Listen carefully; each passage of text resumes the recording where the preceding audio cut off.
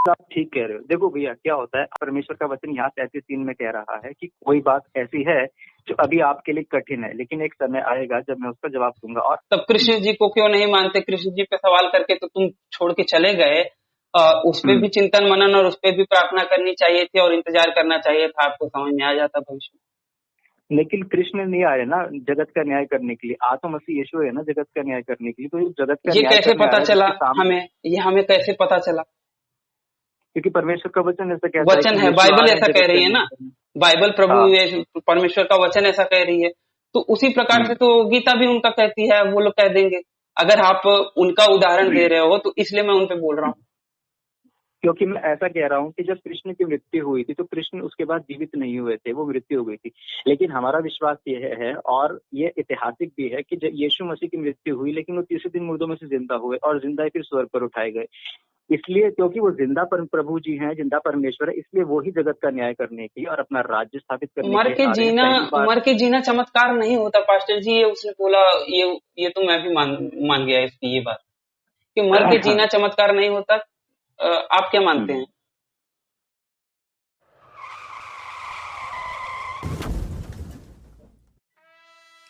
नमस्ते सभी को मित्रों, वैचारिक मंथन एक्स मसीही यूट्यूब चैनल पर मैं आपका साथी आशीष चौरसिया आप सभी का हार्दिक स्वागत एवं अभिनंदन करता हूं। सबसे पहले मित्रों, आप सभी को दीपों के पर्व दीपावली की हार्दिक शुभकामनाएं। अब आते हैं आज के विषय पर। मित्रों, पास्टर सचिन जी के साथ हुई हमारी पिछली वार्तालाप तो आप लोगों ने सुनी ही होगी। अगर ना सुनी हो तो ऊपर दिख रहा है आई बटन पर क्लिक करके आप हमारी पिछली बातचीत को अवश्य सुनिए। तो जैसा कि आप लोगों ने देखा कि जब मैं पास्टर जी से खुल के थोड़ा सा बातचीत करने लगा तो किस प्रकार से पास्टर जी जवाब का जलेबी करने लगे, और उसके बाद हमारी बातचीत जिस पॉइंट पे खत्म हुई थी उसी विषय पर 4 दिनों के बाद हमारी बातचीत पुनः कंटिन्यू चालू होती है। तो सचिन पास्टर जी के साथ हुई हमारी अगली चर्चा का पहला हिस्सा आज मैं आप लोगों के समक्ष रख रहा हूं। आप सब भी सुनिए एवं निर्णय लीजिए।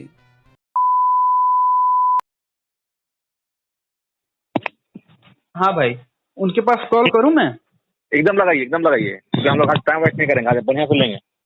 और अपना रिकॉर्डिंग थोड़ा सा ऑन कर लीजिए। कभी कभार अगर मान लीजिए मेरा रिकॉर्ड नहीं हो पाया, अच्छा, या कुछ भी दिक्कत हो गई, शैतान या फिर यह हुआ ने कोई चाल चल दी। ऑन हो गया। हाँ, चलो ना भाई, यहाँ मत कर। सचिन जी, सचिन कहाँ है सचिन?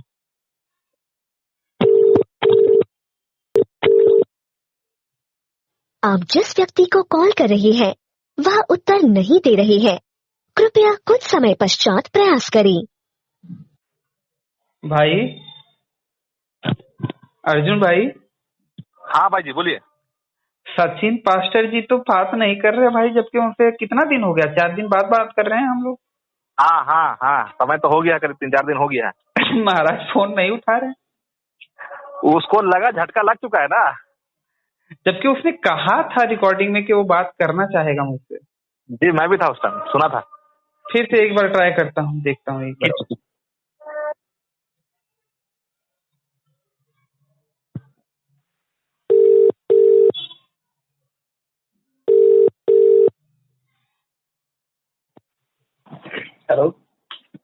हेलो, जय मसीह की पास्टर जी। हेलो।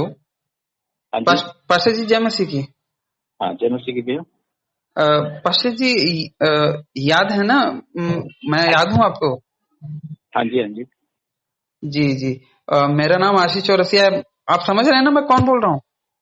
हाँ जी भैया। अच्छा, समय है आप, बस तब आपका आशीर्वाद है। समय है आपके पास? हाँ जी बताइए।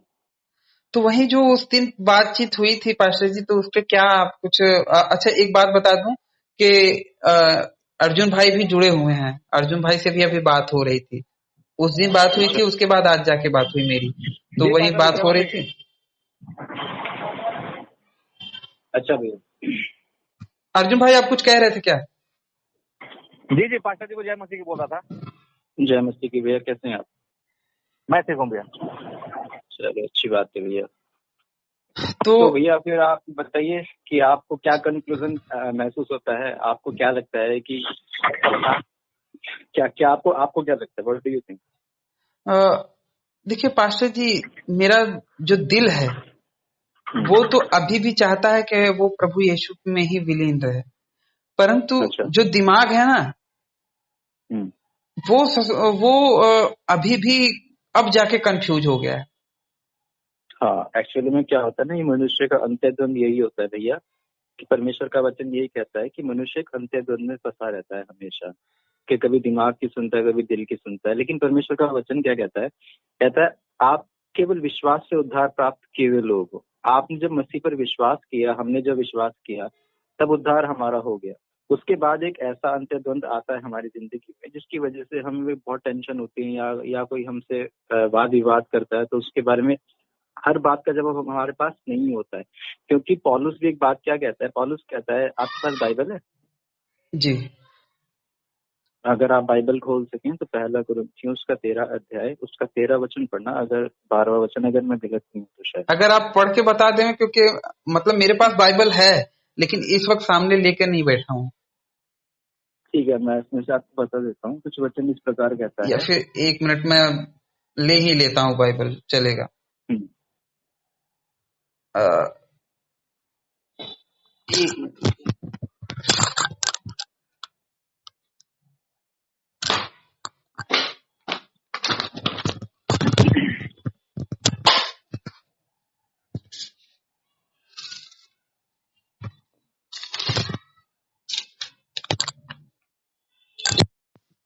अर्जुन भाई से बात करते रहिए, मैं 1 मिनट में बाइबल अच्छा लेके ठीक फिर है। बताता हूँ। अर्जुन भैया, आप विश्वास में कब से हो गए? हेलो अर्जुन भाई, आवाज आ रही है? हाँ जी। हाँ जी अर्जुन भाई, आवाज आ रही है? जी आ रही है सर, बोलिए। हाँ जी, मैं पूछ रहा था विश्वास में कब से? मैं भी लगता है कि अभी नया हूँ, 3-4-5 महीना मेरे को हुआ अभी। अच्छा, 4-5 महीने से हुए। तो आप पास वचन भैया ने सुनाया था आपको, है ना? जी। अच्छा ठीक है। तो आप बाइबल मतलब सेल्फ स्टडी करते हो या मतलब सुनते हो या चर्च जाते हो, बस कैसे सुनता करते हूँ, अभी मेरे पास प्रेजेंट में है नहीं, बस वीडियो देखता हूँ किन्हीं का, हेलो। और प्रेयर अच्छा करता हूँ कुछ। हो? ठीक है, तो आप खरीद लीजिए या फिर आप मुझे बताइए तो मैं आपके पास एक भिजवा दूंगा। अपना एड्रेस बता दीजिए। ठीक है, मैं क्या बोलते हैं आपको बता देता हूँ अभी बात के दौरान। जी। ठीक हेलो है, एक सेकंड में आपका एड्रेस नोट कर लेता हूँ, होल्ड कीजिए। जी। जी।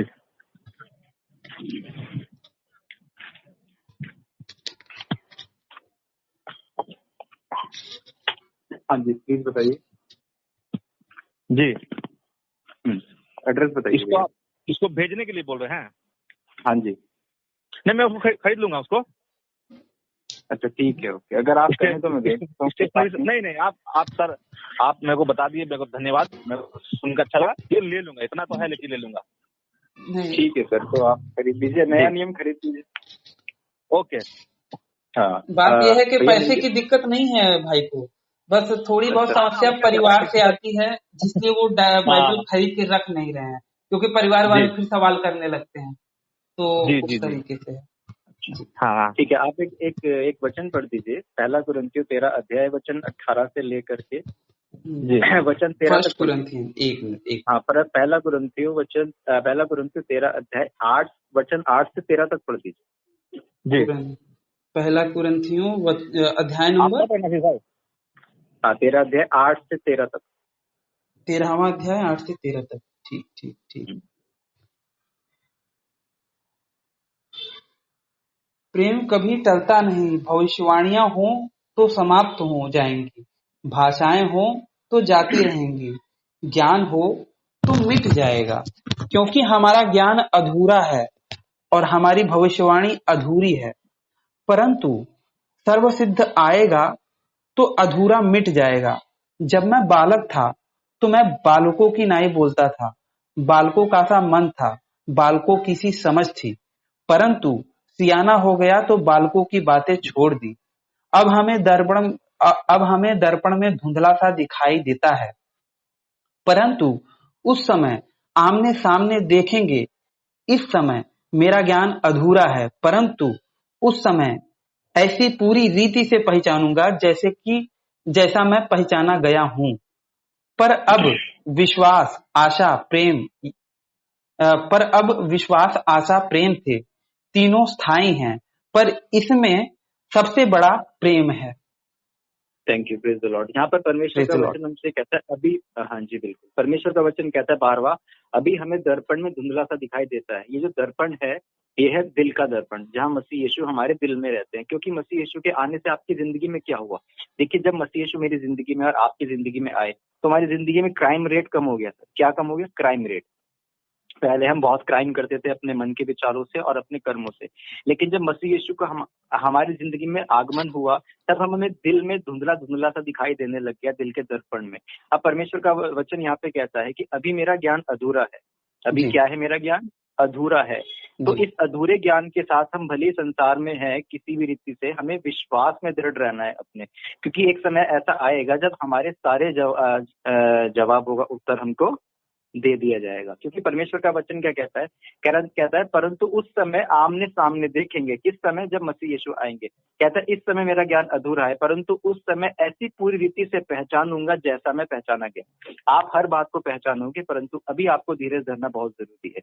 आप प्रार्थना कीजिए परमेश्वर से कि प्रभु, जो बात मेरी भी समझ में नहीं आती वो मैं समझूं। क्योंकि अगर आप एक वचन पढ़ देंगे, यिर्मयाह 33:3, अगर आप अभी उसे पढ़ सके, बड़ी कृपा होगी आपकी। यिर्मयाह 33:3 पढ़ दीजिए। यिर्मयाह 33:3 ना? हाँ जी। तब तक थोड़ा सा मैं एक बात बोलना चाहूंगा पास्टर जी, कि इस पे सामने वाला ये कह सकता है, मैंने एक बार कहा था उससे कि भैया मसीहियत में आके हम गलत चीजें छोड़ रहे हैं, हम ये पाप छोड़ रहे हैं, पाप भरी जिंदगी छोड़ रहे हैं। हमने सच्चे परमेश्वर को अपनाया है, जो जीवता परमेश्वर है उसे अपनाया।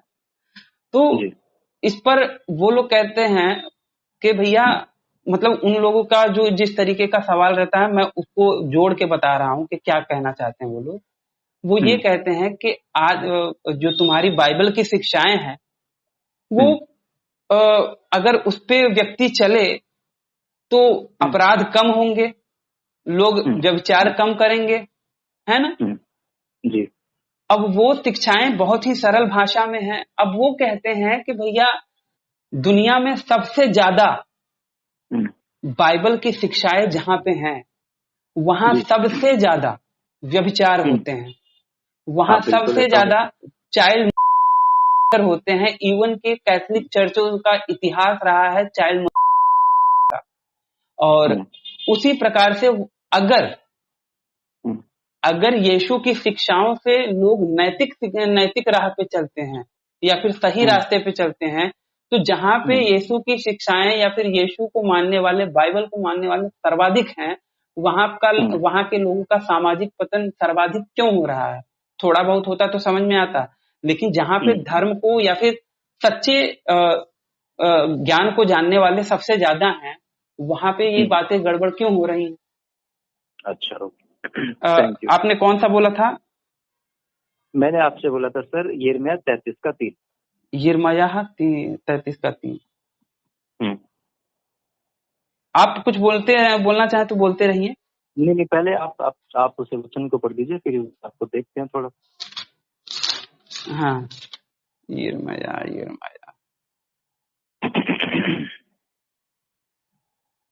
यिर्मयाह पुराने नियम ना? पुराना नियम, यिर्मयाह 33 अध्याय, उसका 3रा वचन। अच्छा, ये भी कहूंगा भाई को, अर्जुन भाई को, कि जब बाइबल खरीदेंगे ना, अभी पास्टर जी ने कहा कि नया नियम खरीदना, लेकिन मैं कहूंगा कि नया नियम और पुराना नियम दोनों रहना चाहिए, क्योंकि अभी ये यिर्मयाह की बात आ गई तो ये पुराने नियम में है। अब आप अगर पास्टर जी कहते तो आप कैसे ढूंढ पाते? तो अर्जुन भाई को कहूंगा कि दोनों लीजिएगा। आप ले लीजिए और जैसा भी आपको सूटेबल लगे आप लीजिए। और अभी एक वचन पढ़ दीजिए, यिर्मयाह 33। यिर्मयाह 33, 1 मिनट। हाँ, 33 मिल गया। 33, हाँ, 33:3। मुझसे प्रार्थना कर और मैं तेरी सुनकर तुझे बड़ी बड़ी और कठिन बातें बताऊंगा जिन्हें तू अभी नहीं समझता। Thank you. क्योंकि अच्छा, बस ठीक है, थैंक यू। परमेश्वर का वचन यहाँ पे कहता है, परमेश्वर आपसे परमेश्वर आशीष भाई से ये कह रहे हैं, सचिन से ये कह रहे हैं, और जो भैया दूसरे वाले फोन पे हैं उनका नाम क्या बताया आपने? गुड नेम अर्जुन भाई। अर्जुन जी से, आपसे और मुझसे परमेश्वर आज ये कहते हैं कि हे मेरे बच्चों, आप मुझसे प्रार्थना करो।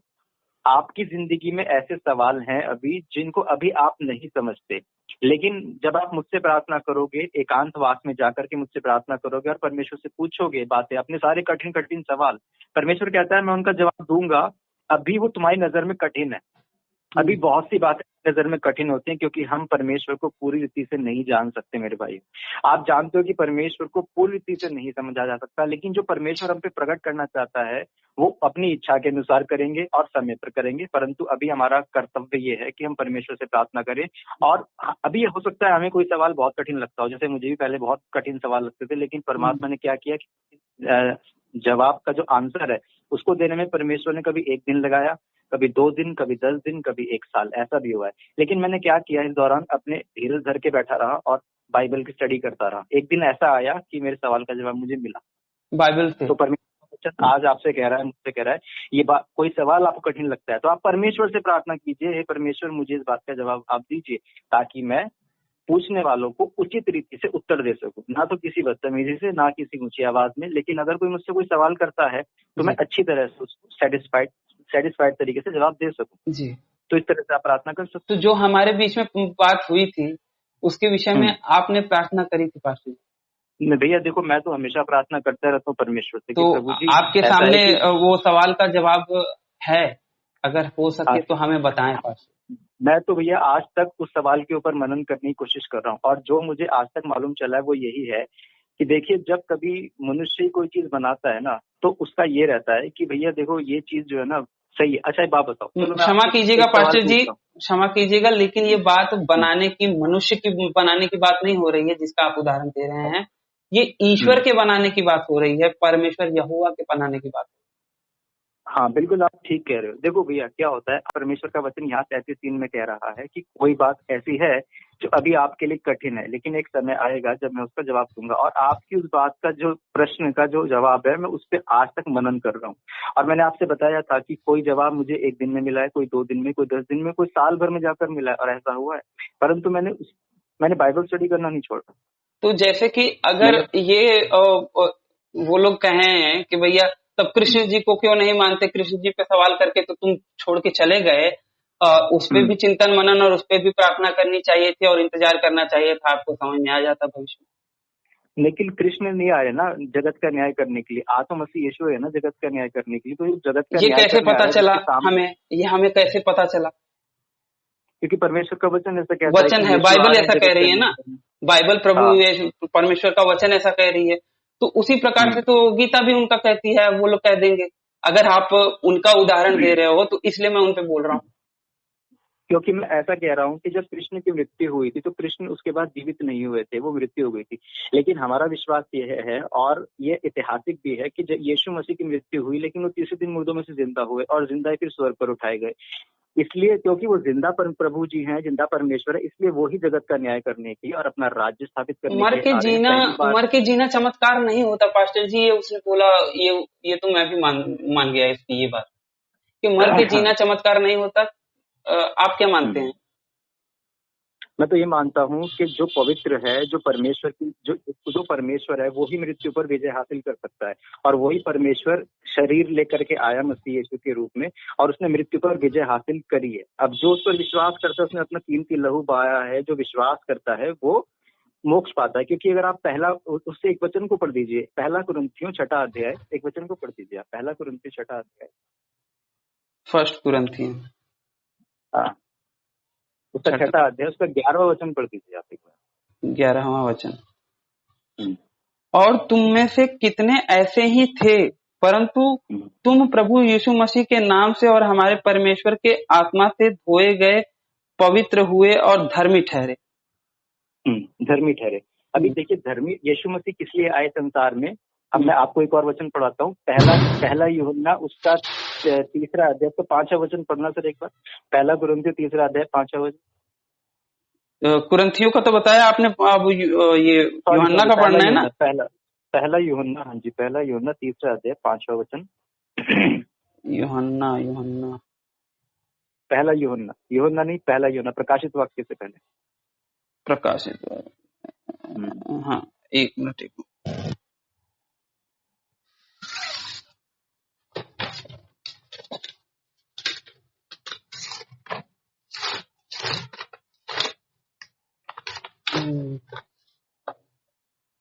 हाँ, पहला यूहन्ना 3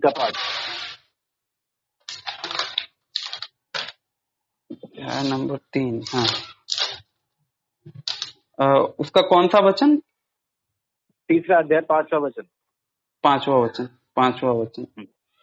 और तुम जानते हो कि इसीलिए प्रकट हुआ कि पापों को हर ले जाए, और उसके स्वभाव में पाप नहीं।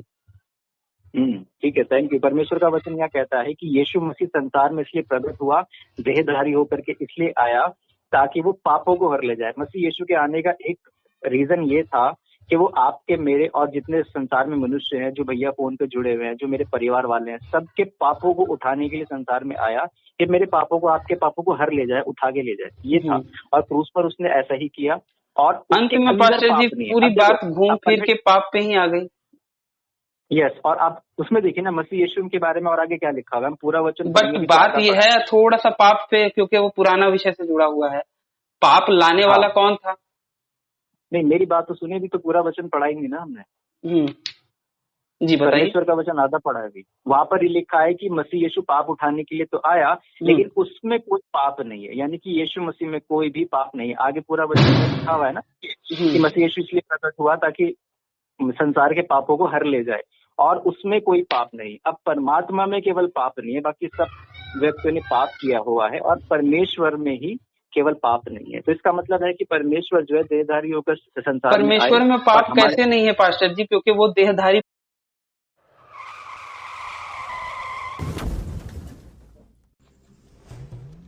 तो बस मित्रों, आज का हमारा ये वीडियो यहीं पे समाप्त होता है।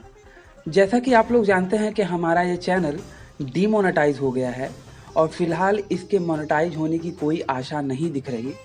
तो अगर आप मुझे धर्म के लिए मेरे इस कार्य में सहयोग करना चाहते हैं, तो स्क्रीन पर दिख रहे QR कोड पर आप मुझे सहयोग कर सकते हैं। और अगर आप सामर्थ्यवान नहीं हैं तो कोई बात नहीं, कम से कम अपने इस चैनल को सब्सक्राइब करें और इस वीडियो को अपनी मित्र मंडली में ज़्यादा से ज़्यादा शेयर करें।